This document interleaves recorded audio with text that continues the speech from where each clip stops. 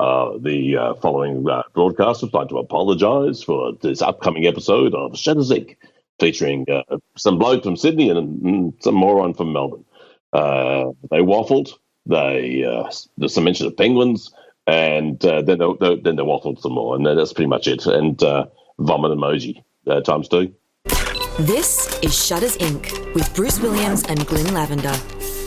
Hi and welcome to episode 507 of Shutters Inc. This is Bruce Williams from shuttersincpodcast.com, and joining me once again from Melbourne, Victoria, from creativephotoworkshops.com.au, it is Mr. Glenn Lavender. How are you? Taking a bath. You're taking a bath? No, I've taken a bath. Oh, you've taken one. Oh, that's good. Yeah, the cryptocurrency market's collapsed since yesterday. Taking a bath. Right. Bloody Elon Musk. Yep. So it says he's not going to sell Teslas in Bitcoin. He's not going to let people accept buy Bitcoin Teslas anymore. Bitcoin. Yeah. And the entire cryptocurrency world. Bruce, I invested for the first time last week. Isn't always the way. Are you kidding? No, serious. This is the first time last week, and I've taken a bath. Right. I am down. Just calculate the count. Probably 15%. No, much worse. I can't count. I'm down 50, 60, $66. Oh, okay. Right. Right. So that probably equates to 15%. Yeah. That's what I was saying, about 15%. No, actually, no, it's about 25%, actually. It hasn't dropped that much, has it? Well, some of it depends what you invested in. Yeah. I didn't invest in Bitcoin because, I figured my $250 sort of sample spend to see how the system worked wouldn't get me much of the $76,000 Bitcoin. Yep, that's right. So 250 is a fairly small percentage of that. Whereas if I bought the, what's it called? There's something Dogecoin. Shiba Inu. Right. So you get those suckers right now at 0.00021%. Yeah. $10 will buy a lot of those. It would. Yep. It would. Yeah. It's I didn't. Yeah. Mind you, they were racing up 2 days ago, but Elon Musk, they only launched like 3 days ago. Yeah. They're going gangbusters. Yeah. At one point, Bruce, they were 0.00040%. Right. And now they're 0.0021. They've been savaged. Right. Savaged. Yep. So yes, but I'm told July 17 something's going to happen. Right. Don't know what. But talk about Dogecoins. Dogecoins, yeah.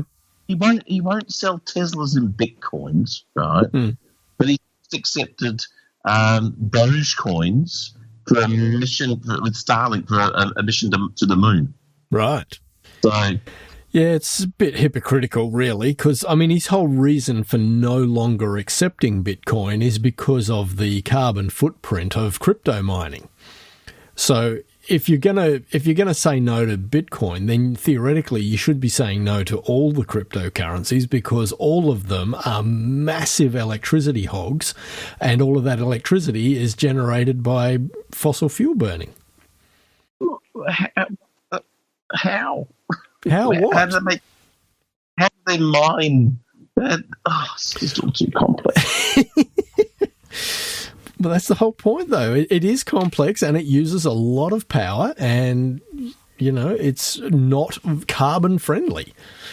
It is ridiculous how much power is consumed to mine one Bitcoin. And the more of the 21 million Bitcoins that get mined, the more power is required to mine the next one. It gets harder and harder the more that are revealed. There's only a finite maximum of 21 million Bitcoins, and every time one is mined, it requires more power to mine the next one. But here's the thing, though. Yep. If you get Tesla with your Bitcoin, you can carbon offset the waste of electricity to make the coin in the first place. Yeah. Now they're going to go out and buy a bit, like maybe Jaguar. You know, that's more fuel, isn't it? You know, that's just. Yeah, I'm kind of torn over crypto now because it seemed like such a great idea 4 years ago when I first started looking at it. But now that I hear about, the energy consumption required, I think, well, this is just not sustainable. I think I heard the other day that to mine one Bitcoin now requires about the same amount of energy as is consumed by the entire country of Hungary. Well, not if they're cooked. There you go. We're back to cooking penguins. And if you use fuel to cook the food, yeah. And therefore the Bitcoin would go down. Yeah. I think that's how it works. Pretty sure that's how it works. Yeah, I mean, I've been devastated financially. I mean, I was at the supermarket just earlier today and I picked up 2 packs of biscuits. I had to put one back. I put one back. Why? Yeah. Well, because the money boost. They had a 2-for-1 special, but I couldn't afford it, so I just put one back. Right. The one. Right. Okay. Yeah, that's just crazy, And I think it took a lot of Bitcoin mining to get the energy to make those biscuits in the first place. Yep. So I was being ecologically sound by living on the shelf. Fair enough. I spent a fair bit of brain power thinking about whether I should get the second one in the 2-for-1 deal. Hmm. I'm not sure if that's the same as mining. Plummeting the depths of your brain. It's something my wife would like to do with an ice pick sometimes. I took my camera out on the weekend, Bruce. Did you? I've got my camera out, yeah. Put a battery in it, put a memory card in it, put on my 35 to 150 lens, because we went for a lovely drive in the country. We did lovely drive up country. Right. And single song. I took a couple with my phone, but I didn't do anything. That was a pointless exercise in futility. But it was the first time in like a year and a half, 2 years, of just a family trip out I've taken my camera. Yeah, right. So I reckon next time I'll work up to actually taking a photo.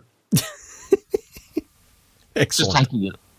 It's like mining for coin. You're wasting energy to around it. So you should to offset the use in carrying it. Yep. Well, Kath and I are going away for the long weekend in June. We're going to Brisbane for 4 days. You're going to Brisbane for 18 days, you say? For 4 days. For 4 gets locked down, you're in 14-day quarantine. Yeah, of course, we'll have to see what's going on with regards COVID at that point in time. But assuming that all goes well, we're going up there for 4 days. So I'm looking forward to taking the camera and getting to shoot some things that I don't normally get to see. In Brisbane? Yep. I'm hoping. Okay. There's the Story Bridge. That's fairly popular. Yeah. Well, I was having the conversation today that, you just don't pick up your camera and go around the area where you live because you go, yeah, I know what this place looks like, so there's no need to photograph it, and get you around your own space. Go to your own backyard and take a photograph that's actually good and interesting. Right.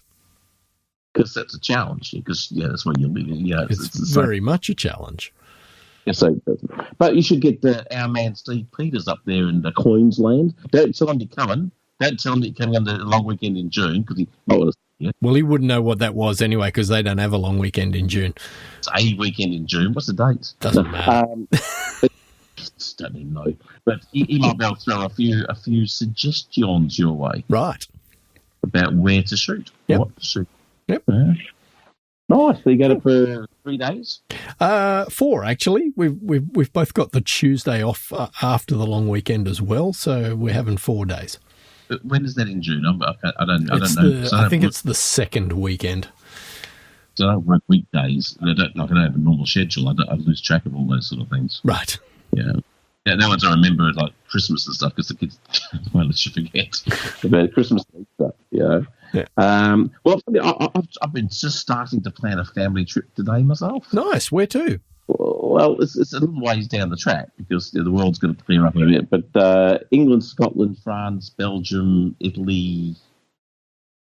I think that's it. Wow. For how long? 6 weeks. That's a lot to pack into 6 weeks. The small countries, Bruce. That's still a lot to pack into 6 weeks. You just get the fast train from the top of one country down to the bottom. You've seen it? Okay. Yeah. Straight through. And buy the book. Like the little book. Or don't buy the book because that's using up coin to produce energy to make the book. just Google, YouTube, top 10 things to see out a train window in these countries. Right. So you make sure you're looking at as you go past. Excellent. Excellent concept. Yeah, I've got a 42-day itinerary, all Nice. planned. That's my day planning that. Nice. From on narrow boats down canals to all Euro Disney, all sorts of stuff. So Lovely. now next year need the world to open up so we can actually go and do it. Yeah. Yeah. And hope school doesn't start to become an issue. So I've got a workshop coming up this weekend Beautiful. as well. I've got a 7-hour drive to do a 6-hour workshop.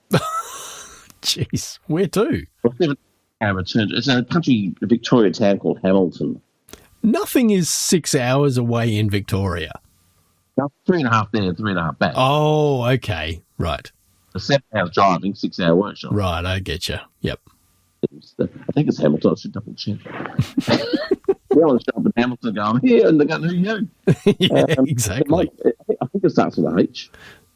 I research these things as well as I research Horsham. Horsham. I was going to say, is it Horsham? Going to Horsham this weekend. It would have been funny if you'd rolled up in Hamilton.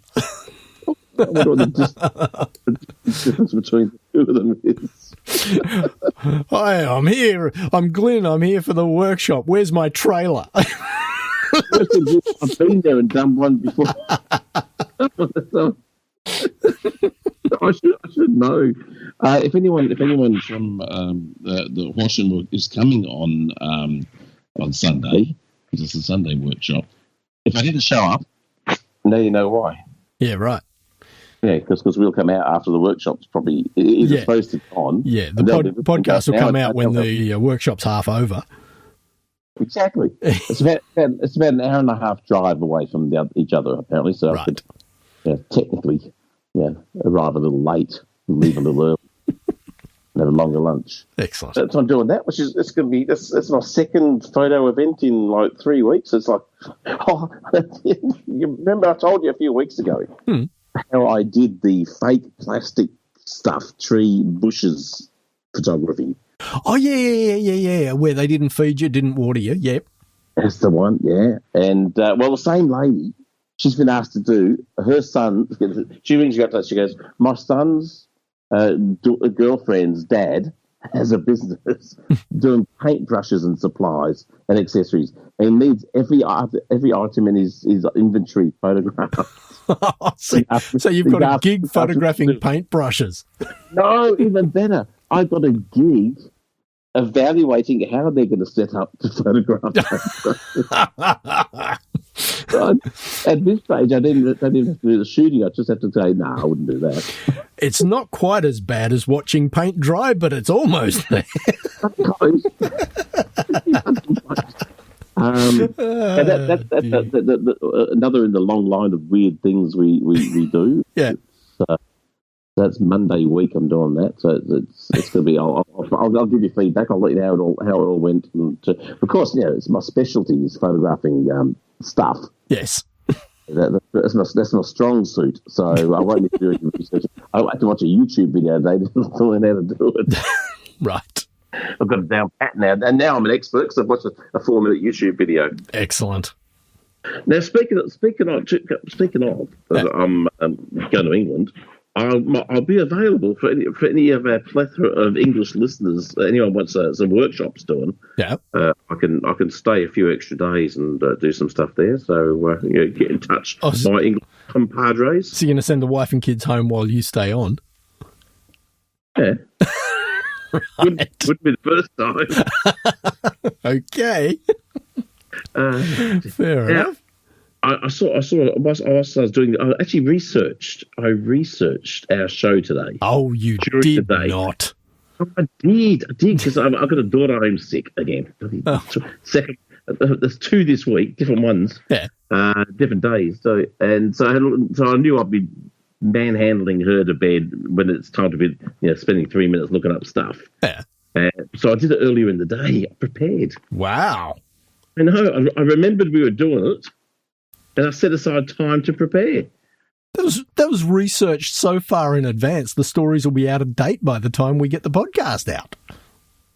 Here's 2 things. A, the cryptocurrency crash where it happened so fast. I was trying to sell off one of my things. No, I was trying to buy a different one that had gone down. Right. And the amount I put in to buy, it had changed by too much of a percentage point between me entering the dollar value and hitting buy.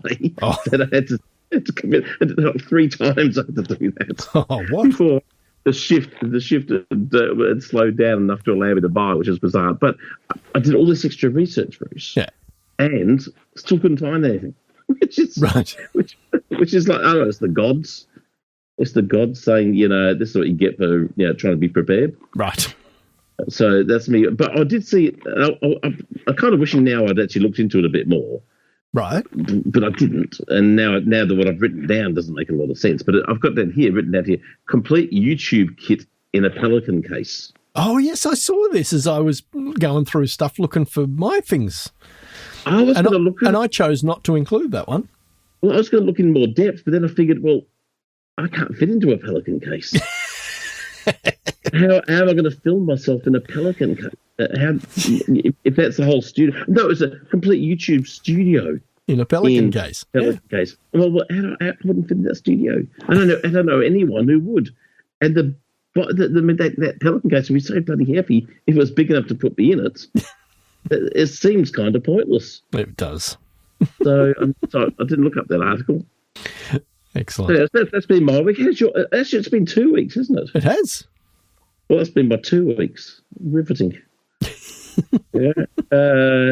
Gee, I'll lose a dull life. Got to find something more interesting to do, because if that's the highlights of the last 2 weeks, put me down now, Bruce. Yep.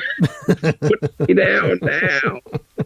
Wheel them into the old people's home. I might as well start playing Canasta or whatever that is, the game that these old people play. Bingo. How's your 2 weeks been? Yeah, much the same. Reasonably uneventful. It was my wife's birthday last Thursday. That's right. Record, I remember. It was. Yeah, so we had the motors changed on our 2 garage roller doors. That was exciting. Well, you got a big car. Well, no, we've got 2 cars, but we have 2. We have 1 car and 2 bikes, but we have 2 garage doors, and the motors had. Well, the motors were still functioning, but we had no remotes that were working. Oh, and batteries. I'd tried. No, it wasn't batteries. I'd tried buying, El Cheapo universal remotes off eBay, and that was just an abject failure. So I ended up ringing the guy who does garage doors, and I said, "Look, this is the story. What's it going to take?" And he said, "Yeah, 2 new motors and."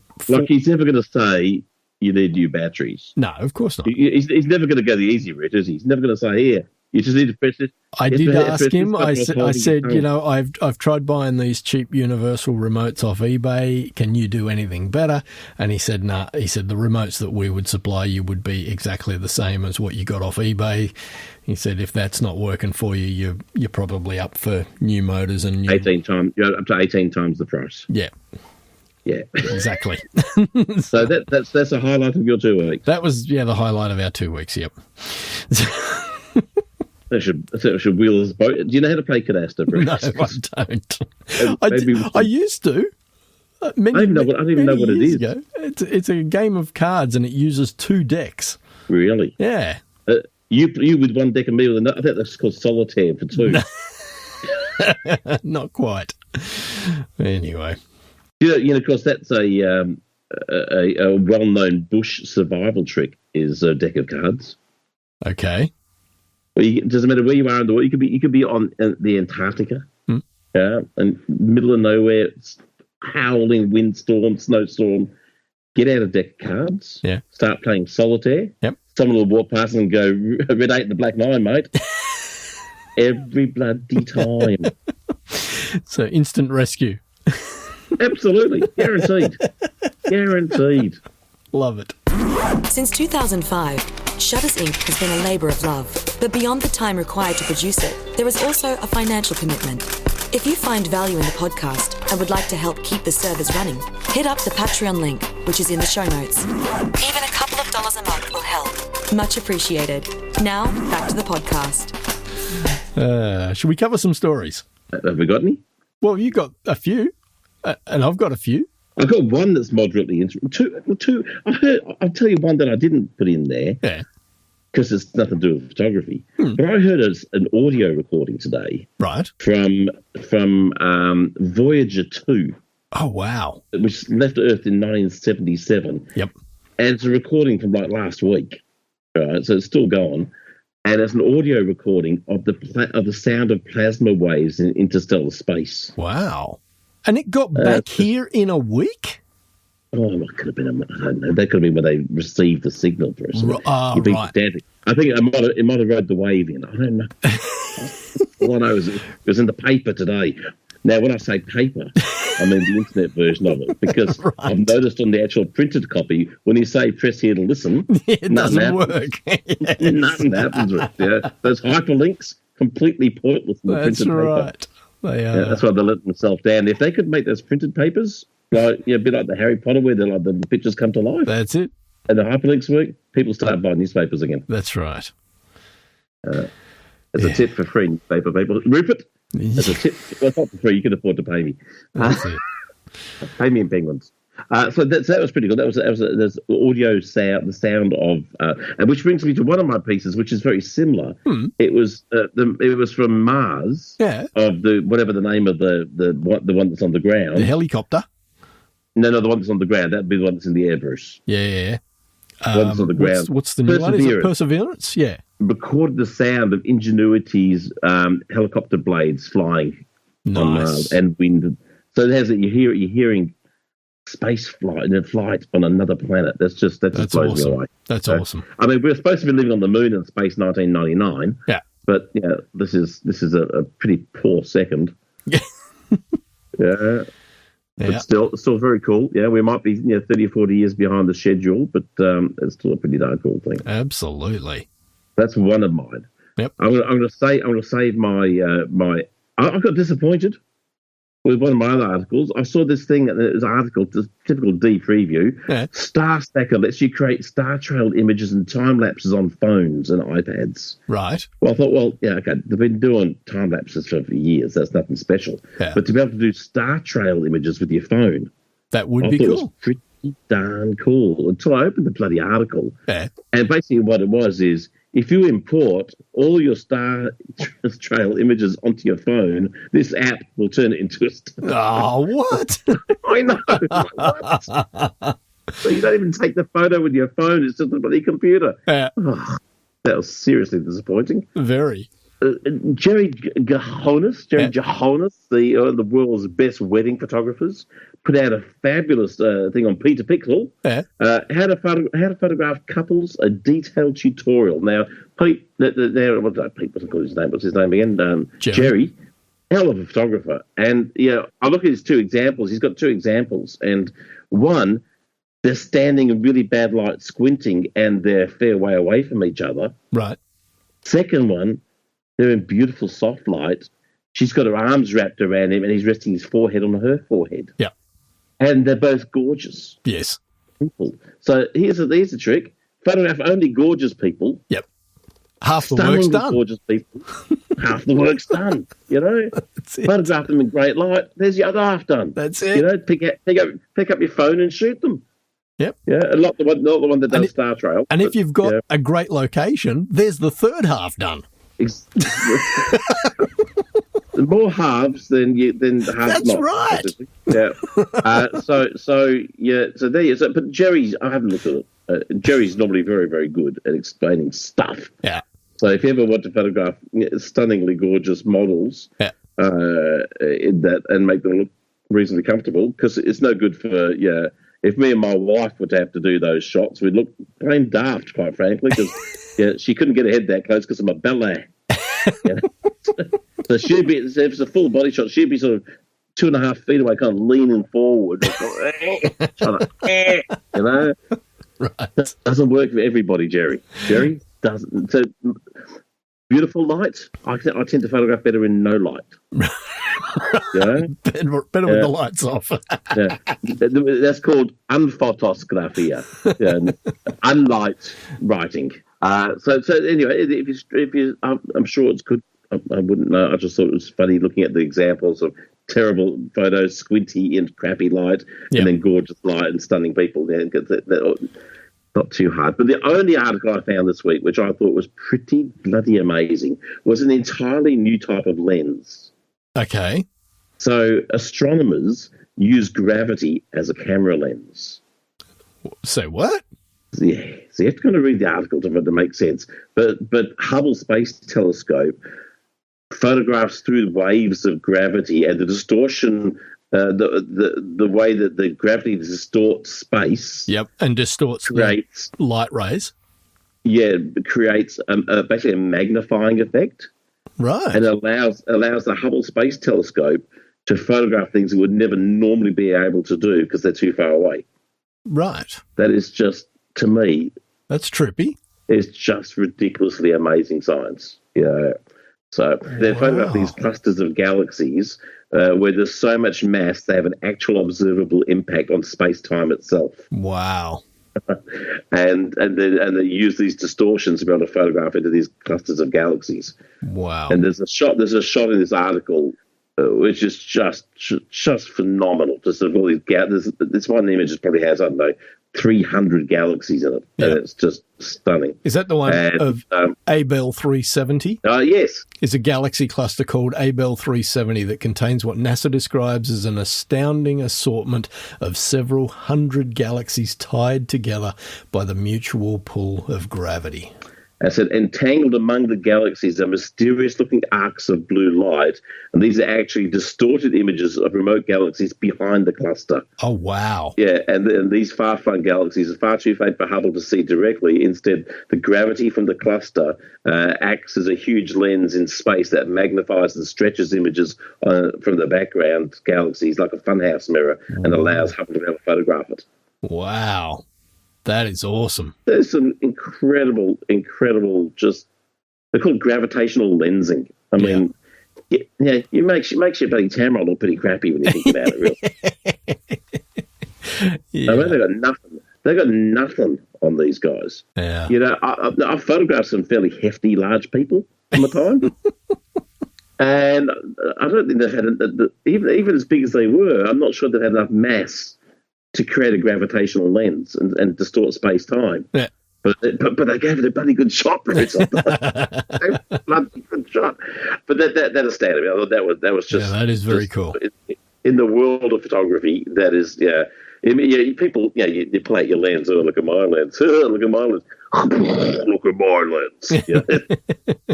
No one can compete with Hubble, because Hubble by itself is pretty darn big. Yep. And then you take a gravity from a cluster of galaxies. It's like, well, yeah, he's making Hubble feel bloody insecure. Yeah. That was it. That was all I found in my minutes of research earlier today. Fantastic. Yeah. Did you have any joy? I found a few things. We've all heard of, I presume we've all heard of the company who makes backpacks and various other bits of photographic paraphernalia, Peak Designs. They have decided to launch what they call the Peak Designs Marketplace. And basically it's a website, which is market.peakdesign.com, which allows people to sell their Peak Designs gear when they want to get rid of it. And that's pretty good. What's fantastic about this, and the reason why I felt like it was worth including in the podcast, is that Peak Designs believes so fervently in their product that they offer a lifetime warranty on their gear. And they say on their marketplace website that even if you've bought it 10th hand, it still has that lifetime warranty. Or they make so much enormous profit on each bloody thing they sell. Yes. They laughingly, because lifetime. No worries. Because you paid that sucker paid so much for it in the first place. That's right. We went to Hawaii 4 times. Yeah. But it was pretty good. And I bet they won't let people. But I bet they won't let people use bitcoins to buy the stuff. Probably not. Yeah, all the environmental stuff. That's a pretty good idea. It would be really good to see like your Canons and your Nikon, all those do a similar thing for their product, for their cameras. Actually have a reusable marketplace. I think it's pretty cool. But I also thought too, like for those people who are interested in the product but have always thought, well, it's a bit outside of my price range, then it might be worth looking on the marketplace to see if, someone's selling a bag that you might have liked the look of at a second-hand price that you might go, oh, that's within my budget.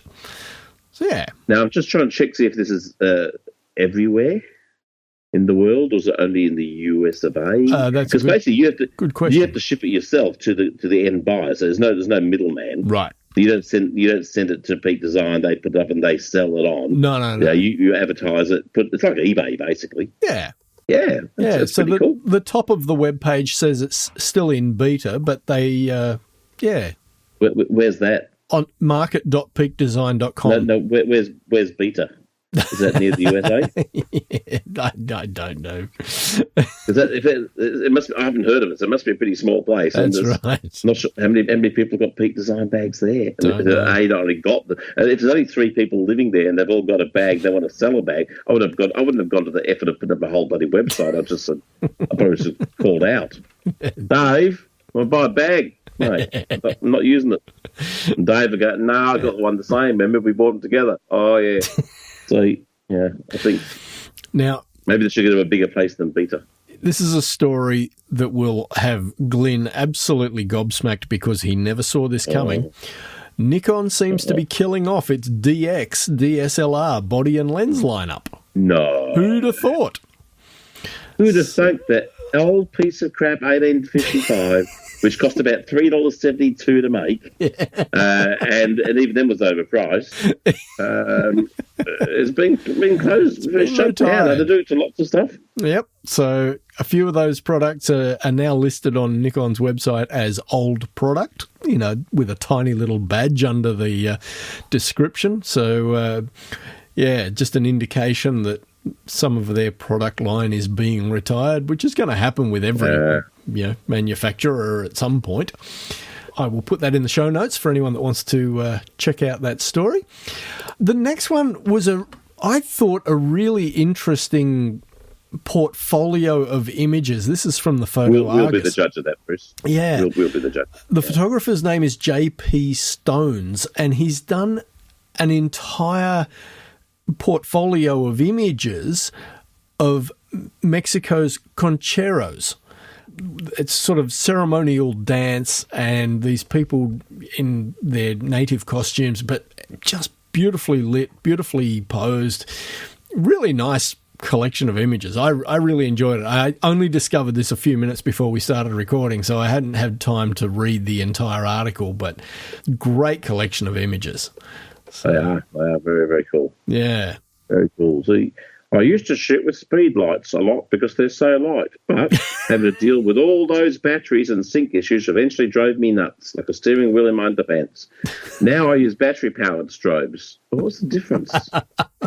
Hang on a sec. Like ranging from the nifty Godox AD300 to the heavier but bright as hell Godox AD600s. Which, from what I've heard, are only 23% brighter than the AD300. So I'm not sure it's brighter because you'd have to be fairly close to hell with an AD300 if 23% gets you brighter into actually hell itself. And that's not even a quarter of the way closer. Right. But hang on a sec, but they run on batteries, same as the strobes. Same as the speed lights. But are they the ones that use the large rechargeable batteries? The ones. Yeah. So I think the speed light runs on rechargeable batteries. Yeah, but I think he's referring to the bigger battery packs versus AA's. So you can buy your Godox 862 or whatever it is, which has a huge lithium battery, good for about 400 or 500 shots in a speed light size form. Right. So I'm not sure I'm kind of agreeing with his argument there, but beautiful imagery. Yeah. And he's right, he couldn't create these photos with natural light. Some of his stuff actually reminds me a little bit of Joey Lawrence, Joey L. Oh, okay. Similarities in his, in fact, when you think about it, he could be sort of copying, but there's a lot of similarities there. But fascinating subjects. I mean, it's not stuff you see much of. There's a great section, probably 3/4 of the way through the article, and there's a heading, do you have a favourite photo from the series, and if so, what is it and why? And then there's an image straight after the heading, and he says, at the moment, I like the image above, which we took a few days back. And he goes on to say that he took a test shot, which is actually the very next image down.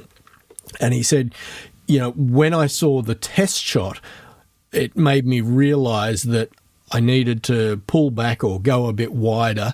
And so he ended up with the image above. And, it's just interesting seeing how the test shot then led to a further examination of what was possible within that particular environment. Do you know the sad thing though, Bruce? What's that? I prefer the test shot. Do you really? I prefer the test shot. Absolutely. Lighting-wise, it's a hell of a lot more interesting. The lighting on the one is flat and lifeless. So she's got nothing going on. Yeah. It's just blur. It's just nothing. And her eyes and the face is done. I mean, the face is exactly the same brightness as her arms, and there's no the drama's not there. Yeah, whereas the test shot's got this really dramatic lighting, an interesting looking character. I mean, he's balancing a stick, Yeah. And I don't know. Funnily enough, I like light, so I prefer the second image because the light's better. So, but I just worry about what if you had shot that.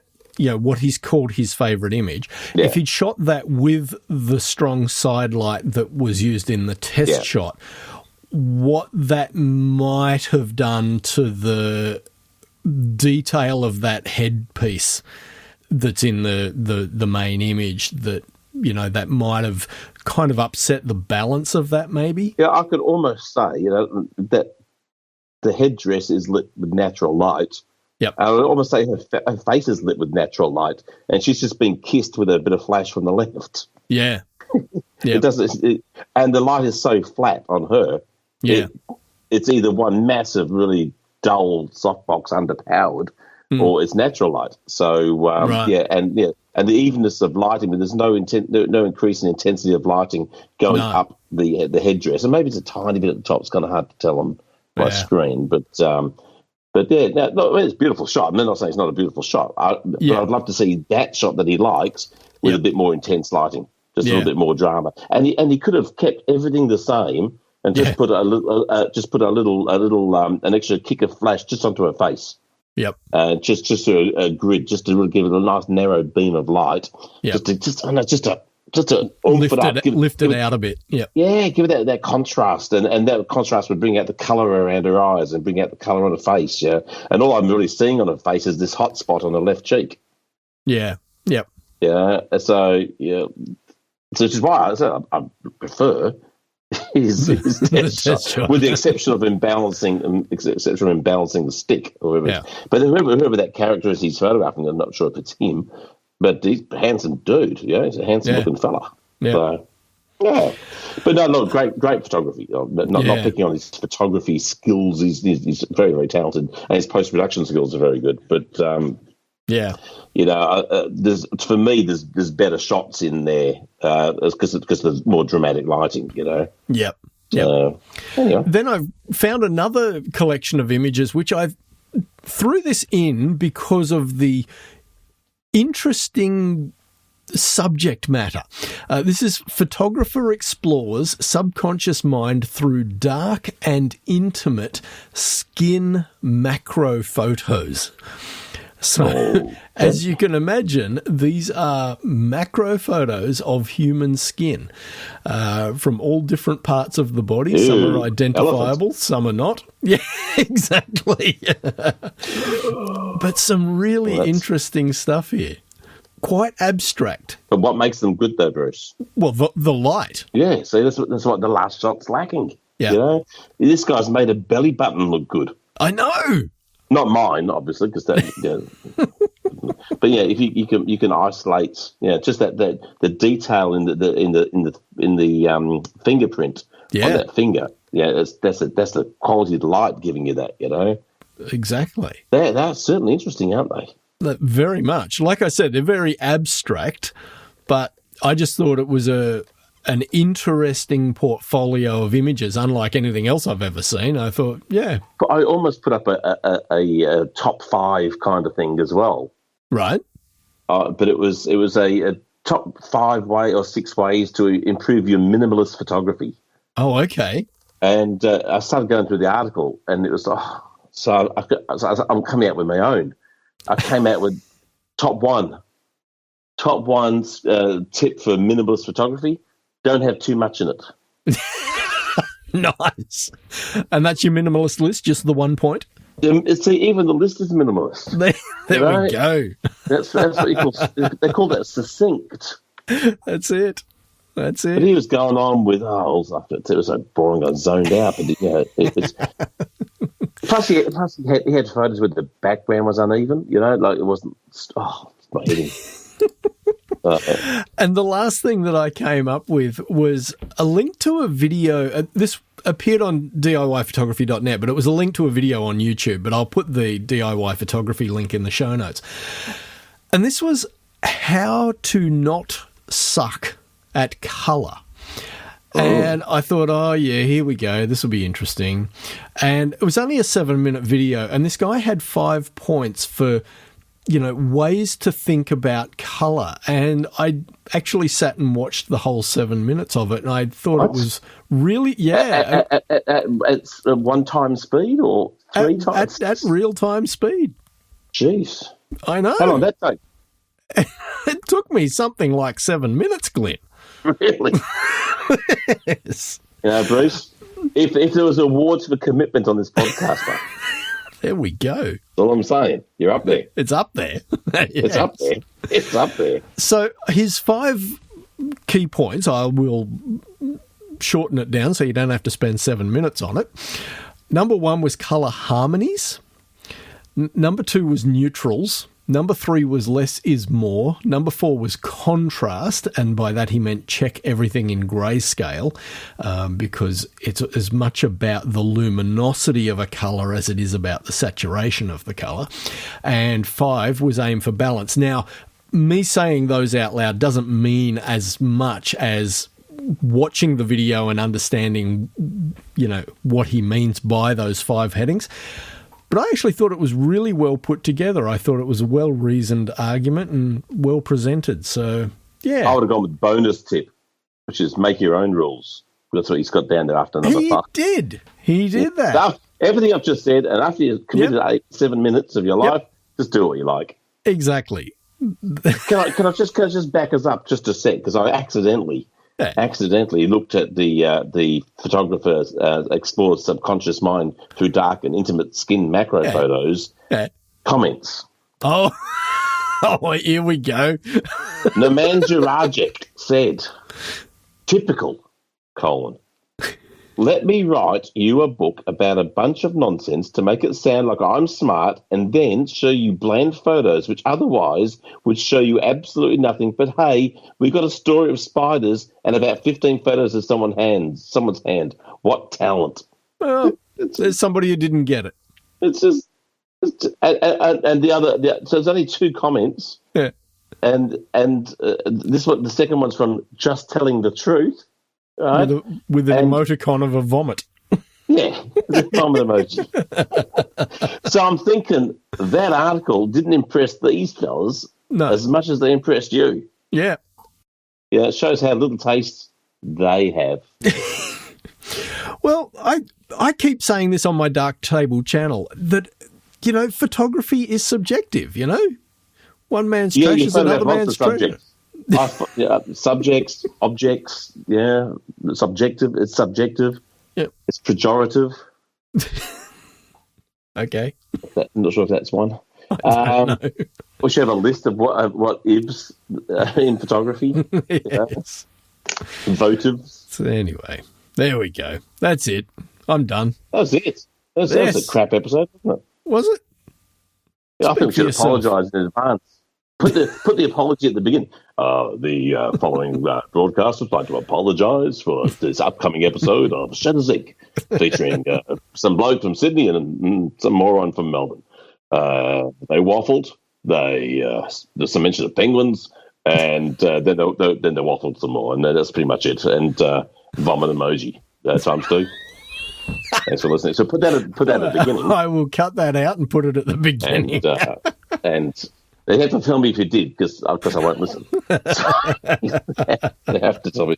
But people out there, if this bit's not included in the podcast, people, let me know. Right. There we go. Why do you laugh so much? I don't know. Well, that is it. We've done it. We came, we saw, we conquered. That's it. I'll tell you next week about my 7 hours driving for 6 hours shooting. Yeah, just make sure you go to the right town. Yeah, good point. What was it called again? Yeah, that one. Hiawatha. There we go. There you go. Done. Yeah, go there. Right. See how that goes. Good. And we'll talk next week. All right, mate. You have a good one. Hey, Peter. See ya. If you still listen to the podcast, send him some places to shoot. Yeah. And send me a strawberry cheesecake. Thank you. Yes. And I expect a strawberry cheesecake when I get to Brisbane, Steve. But he doesn't want to see you. Just leave. He'll take. Just leave the cheesecake at the airport. leave the cheesecake at the concierge. All right, mate. Catch you next week. See ya. You've been listening to Shutters Inc. For questions, comments, and feedback, email theboys@shuttersincpodcast.com.